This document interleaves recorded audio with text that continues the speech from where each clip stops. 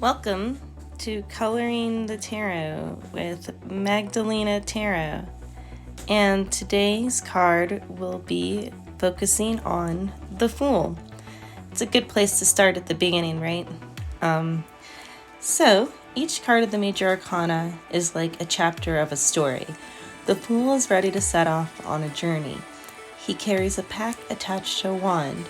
It contains a chalice, a sword, and a pentacle. These items are the suits of the minor arcana, and the Fool must learn to master them. Even though the Fool thinks he's ready to go, he seems very unprepared to undertake his journey. For starters, he's in the mountains, but he's not dressed for the weather. Instead of wearing something warm, he's only wearing a light tunic and a pair of tights.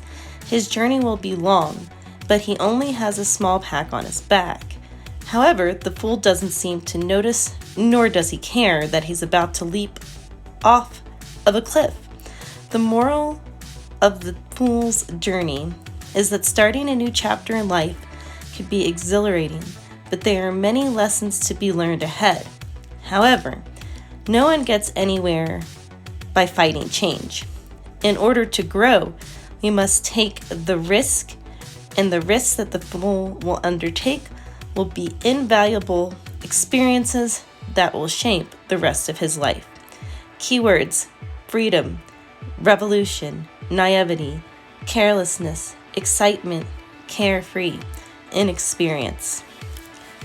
The objects that I am about to discuss will help you absorb the meaning of the card.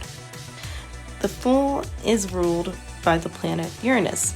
Uranus has a reputation for being a little bit of an oddball because it spins on its side instead of rotating on its axis. Because of its eccentric reputation, Uranus is considered to bring energy that shakes things up and causes a deviation from the norm in astrology. Astrologers may have assigned these attributes to the planet because the French and American revolutions happened around the same time as its discovery. Therefore, Uranus is also considered a rebellious planet in astrology. Uranus rules the freedom-seeking, creative zodiac sign of Aquarius. It's easy to see why Uranus and Aquarius rule the Fool, because they all represent revolutionary change. The number 0 is the number associated with the Fool. 0 doesn't have a beginning or an end, just like the shape of the number. It holds potential for infinite creation and destruction. There is birth and destruction in rebirth. Qabalah. The sun shines above the first Sephiroth on the tree of life, Kether.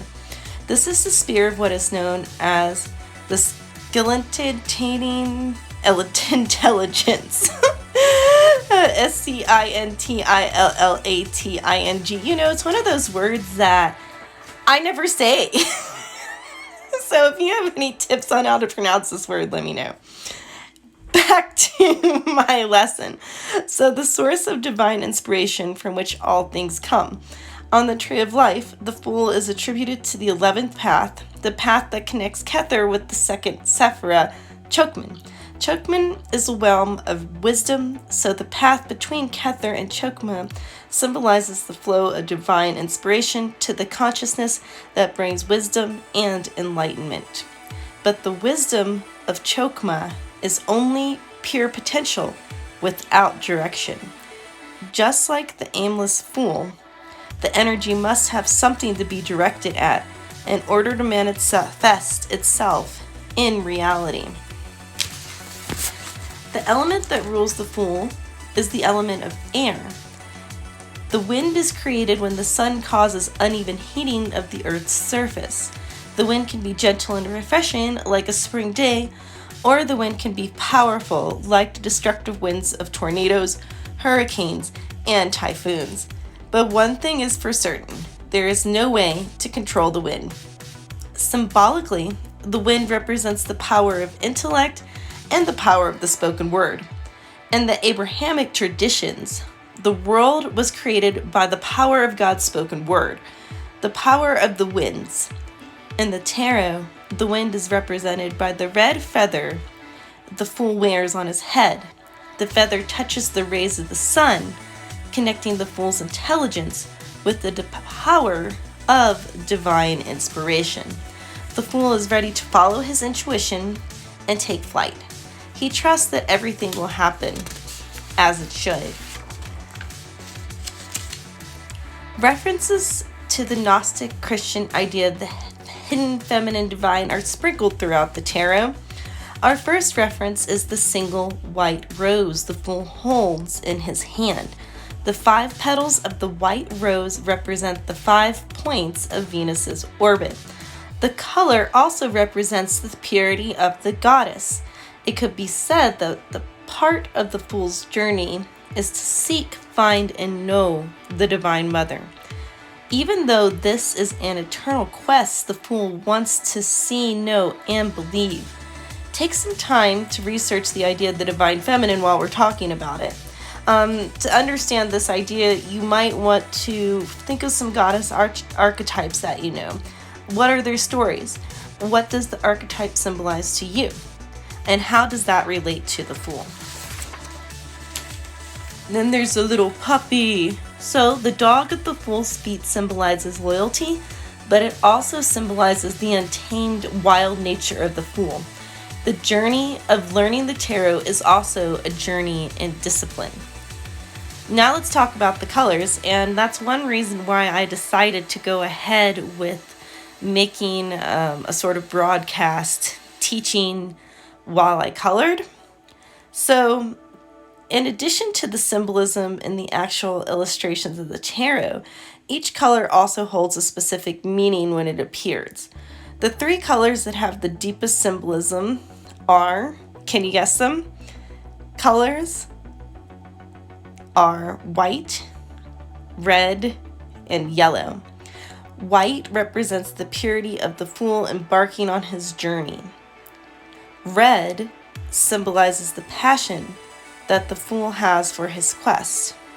And yellow represents the energy and excitement that comes with starting anything new. Now, there are some stones that represent each tarot card. This is probably something a lot of people don't know. So, Topaz is the stone attributed to the Fool. It is believed to bring confidence, erase fears, and protect those who wear it. Chalcedony also represents the Fool, and it can stand for strength and optimism. So, if you want to obtain some Topaz and Chalcedony, hold those stones in your hand and think about how they feel. Meditate on the attributes of the stone as you hold them. Envision yourself being infused with their attributes, and think of how these attributes help the Fool on his journey. Perfume. Now, a lot of people also don't know this, but there's also a perfume that's associated with each tarot path, because we're kind of connecting the major arcana with the Tree of Life. And each path on the Tree of Life is a tarot card. If you didn't know that in Qabalah, now you do. So there's a perfume, and like I said, some of these words I just read. I've never spoken them out loud. So galbanium, it comes from a resin extracted from a plant that grows in Iran and Iraq. It is thought to help fight depression, agoraphobia, and anxiety by those who practice aromatherapy. It has a sweet but earthy smell.